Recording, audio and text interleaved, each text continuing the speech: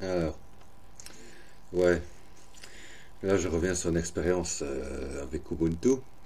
Ubuntu, hein, voilà, hein, bon. C'est vrai que niveau design, emballage, format et fenêtre, barre au-dessus, la barre des tâches, qu'on appelle barre des tâches, hein, etc. C'est un emballage très beau. La version 64 bits, hein, la version 64 bits, la dernière version, la version 64 bits. Je ne sais plus le numéro de Ubuntu que ça correspond, mais bon, c'est la version 64 bits. Hein. Pour Raspberry Pi 400, hein. Bah oui, parce que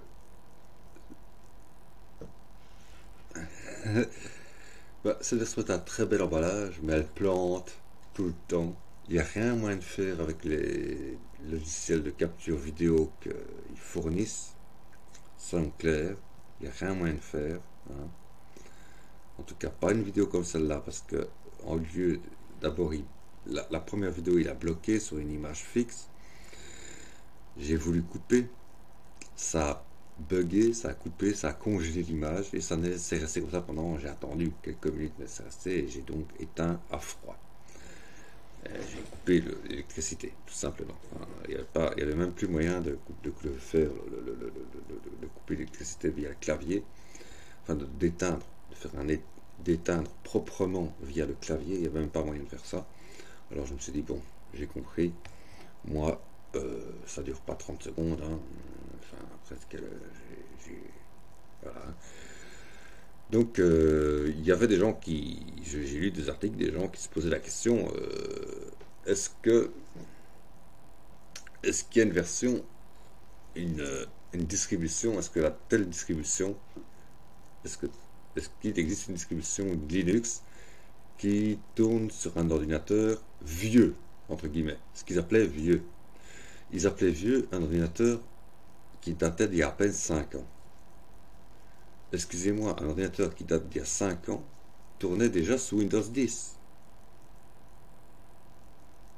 Ça ne m'intéresse pas de savoir s'il existe.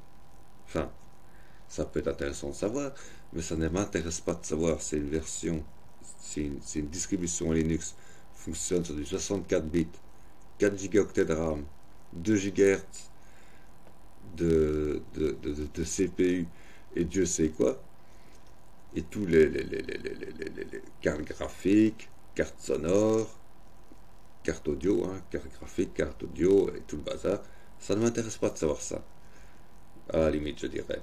Ce qui m'intéresse de savoir, et ce qui intéresse de savoir la majorité de la population mondiale, c'est-à-dire les pays dits du tiers-monde, qu'on pourra appeler pays émergents, et j'expliquerai pourquoi plus tard.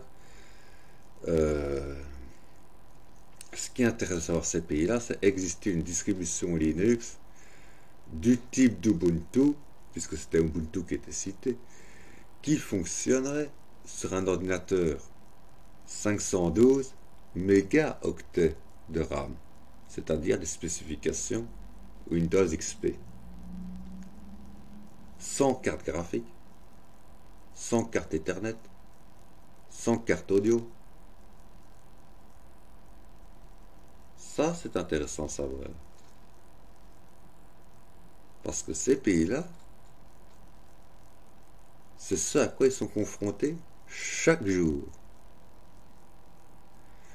Donc, et c'est comme l'exemple de ce qui s'est passé en Iran avant l'an 2, même déjà avant l'an 2000, mais à partir de l'an 2000, c'était l'embargo total, même financier, mais avant l'an 2000, c'était l'embargo sur le matériel aussi bien informatique que tout le reste, hein, que le matériel physique, le software aussi bien que le hardware.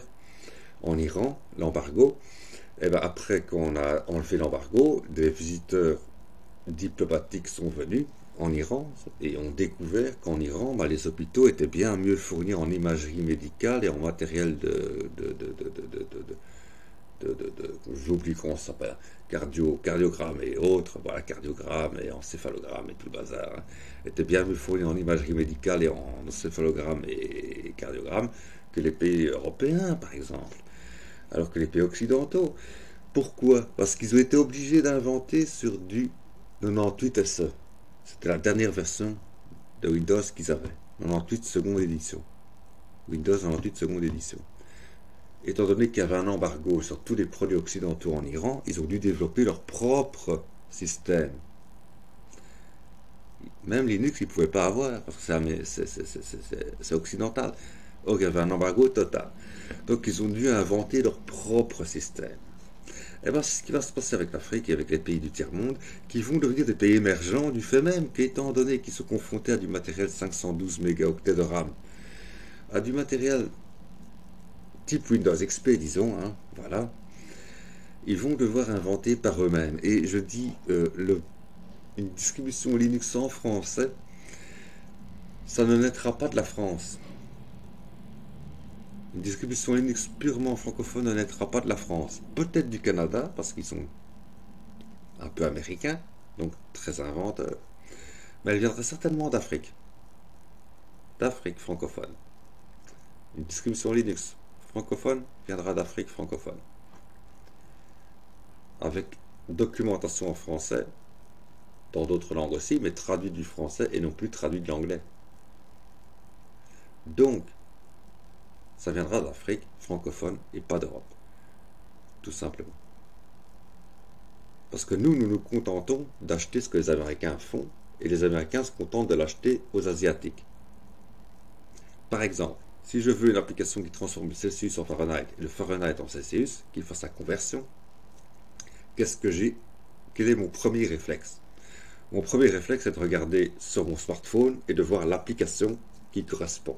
Sur le Play Store, sur le Google Play ou sur l'App Store. Le réflexe de l'Africain est de se dire, je connais l'équation qui amène, donc je vais prendre le langage Python et je vais coder mon logiciel. Mais ça n'intéresse même pas un étudiant occidental de faire ça. Il trouve ça trop ennuyeux, trop chiant. Plutôt que d'utiliser bêtement l'application, c'est bien plus simple d'utiliser directement l'application. Le programmer lui-même pour voir comment ça peut fonctionner, comment ça fonctionne, comment ça pourrait mieux fonctionner, etc. Ça l'intéresse pas. Ça l'intéresse pas. L'Africain, lui, ça l'intéresse. Ça l'intéresse par besoin, premièrement, et ensuite, parce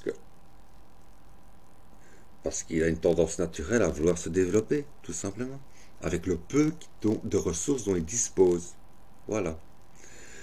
Bon, pour en revenir à Ubuntu, 64 bits, j'essaierai la version 32 bits, peut-être, pour l'instant je suis un peu dégoûté, mais je ne suis pas sûr que j'utiliserai la version... Non, je ne crois pas, je crois que je vais... Ubuntu, non. Mais c'est un très bel emballage, mais en version 64 bits en tout cas, ça fonctionnera certainement sur PC, mais PC à Windows, hein. Voilà. Hein. Alors. Ah oui.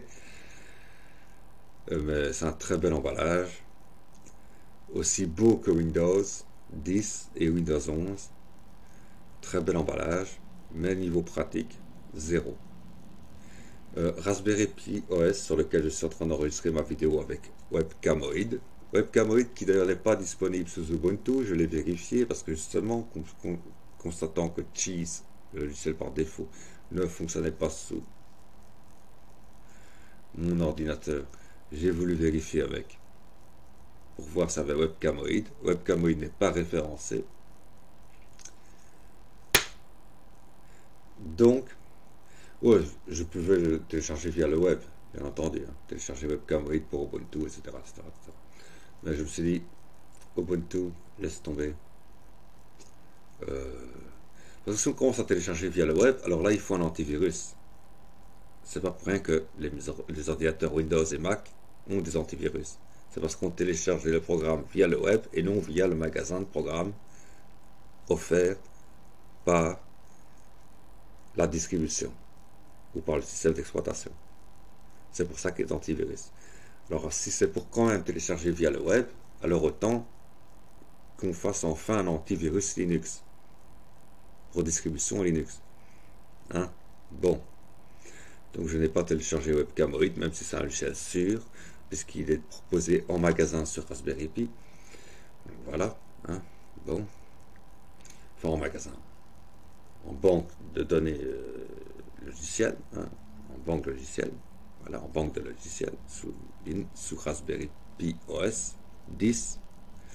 Et donc voilà, c'est peut-être parce que j'ai utilisé la version 64,32 bits, mais c'était aussi sur les pays émergents, dire que l'innovation technologique viendra des pays émergents, et bientôt tout ce que nous achetons aux États-Unis qu'ils achètent à l'Asie, nous l'achèterons à l'Afrique directement. Voilà, parce que les Africains devront faire beaucoup avec peu de moyens, seront obligés de faire des choses excellentes, qui avec nos moyens à nous deviendront excellentes. Voilà, tout simplement.